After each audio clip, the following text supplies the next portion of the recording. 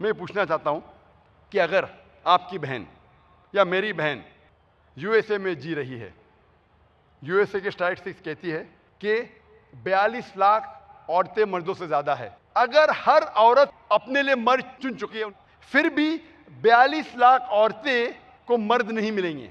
अगर आपकी बहन या मेरी बहन इन 42 लाख औरतों में से एक है जिसे शौहर नहीं मिला, तो ऐसे औरतों के पास दो चारा होता है।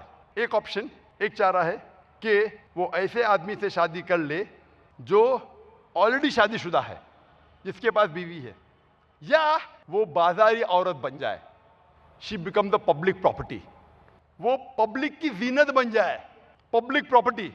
और कोई भी अच्छी लड़की ये कहेंगी कि वो पसंद करेंगी कि वो उस आदमी की बीवी बने जो पहले से शादीशुदा है, बनिस्बत बाजार की जीनत बने। इसीलिए इस्लाम में एक से ज्यादा शादी करने के लिए कुछ मर्दों को इजाजत है ताकि वो औरतों की हिफाजत कर सके।